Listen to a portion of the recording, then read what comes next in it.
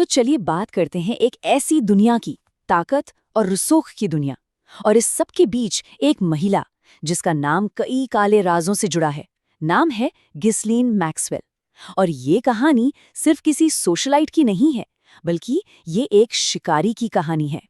चलिए शुरुआत करते हैं सीधे जज के शब्दों से, क्योंकि ये शब्द ही इस पूरे मामले की जड़ तक जाते हैं। उन्होंने कहा, उसे एप्स्टीन की जगह सजा नहीं दी जा रही है, उसे सजा दी जा रही है उस अपराध में उसकी अपनी भूमिका के लिए। और देखिए, ये बात बहुत जरूरी है।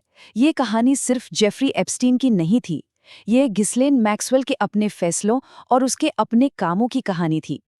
तो यहीं से वो सबसे बड़ा सवाल खड़ा होता है जो इस पूरे मामले के केंद्र में है।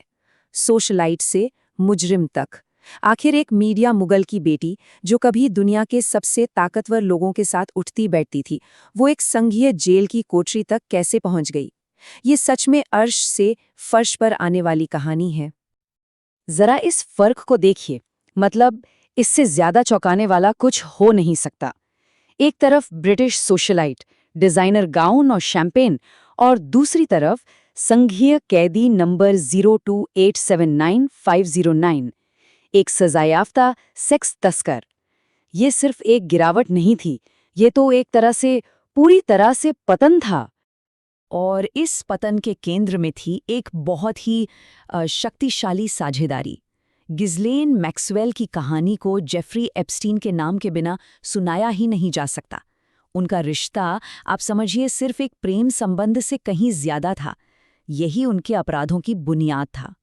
और हाँ, ये कोई छोटा मोटा कुछ वक्त का रिश्ता नहीं था। सोचिए, 90 के दशक की शुरुआत से लेकर 2019 में एप्स्टीन की मौत तक वो लगभग कभी अलग नहीं हुए।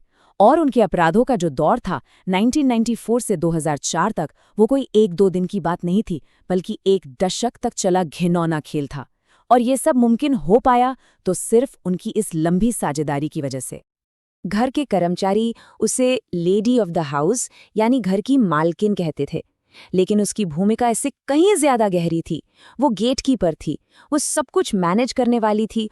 और जैसा कि प्रोसिक्यूटर्स ने दलील दी, वो एप्स्टीन के इस आपराधिक साम्राज्य की एक तरह से मुख्य वास्तुकार थी। वो कर्मचारियों को काम पर रखती और निकालती तो थी ही, लेकिन वो पीड़ितों की भर्ती भी करती थी और उन्हें तैयार भी करती थी। और ये नेटवर्क देखिए, ताकत और असर का एक ऐसा चमकदार जाल था जिसमें राजकुमार, राष्ट्रपति, अरबपति सब शामिल थे। ये सिर्फ नाम नहीं है, ये एक तरह से वैधता की ढाल थे। इन्हीं ऊंचे हलकों में अपनी पहुंच का इस्तेमाल करके एप्स्टीन और मैक्सवेल ने एक भ्रम पैदा किया कि उन्हें कोई छू नहीं सकता। और इसी भ्रम की आड़ में वो अपने पीछे तबाही का एक लंबा सिलसिला छोड़ते जा रहे थे। लेकिन इस तरह का दिखावा, इस तरह का भ्रम हमेशा के लिए नहीं चल सकता था। आखिरकार दीवारों में दरारें पड़ने लगी। और ये सब शुरू हुआ आरोपों के एक पैटर्न के साथ, जब एक एक करके उन महिलाओं ने हिम्मत जुटाई जिन्हें सालों से चुप करा दिया गया था, और वो अपनी कहानियों के साथ सामने आने लगी। आप चाहे 2015 में वर्जीनिया गिफ्रे की बात करें या 2019 में जेनिफर अरोज की, हर कहानी में एक डरावनी समानता थी। मैक्सवेल ही वो दोस्ताना चेहरा थी, वो भरोसेमंद राजदार थी जो इन युवा लड़कियों को एक बुरे सपने में खींच लाती थी। वही भर्ती करने वाली थी, वही उन्हें तैयार करने वाली थी, एक ऐसा पैटर्न जो कई गवाहों ने बार बार दोहराया।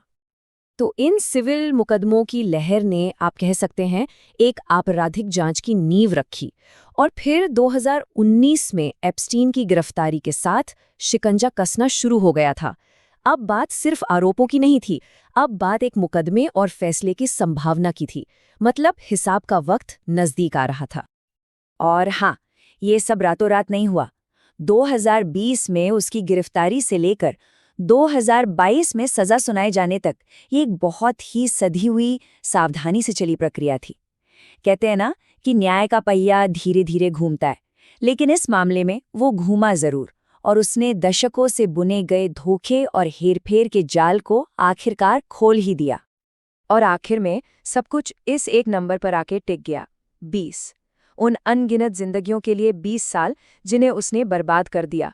ये उन अपराधों की सजा थी जिनके बारे में उसे शायद लगा था कि वो हमेशा बच निकलेगी। तो गिस्लेन मैक्सवेल सलाखों के पीछे तो हैं, लेकिन ये कहानी अभी खत्म नहीं हुई है।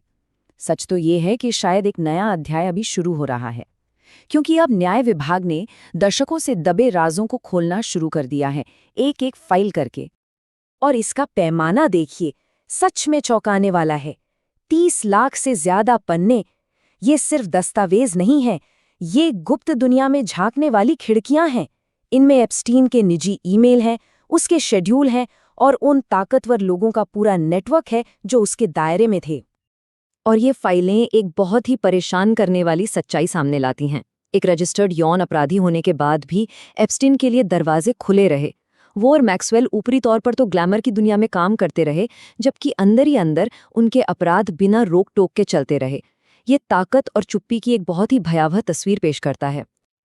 और इसी के साथ हम एक बहुत बड़े सवाल के साथ रह जाते हैं।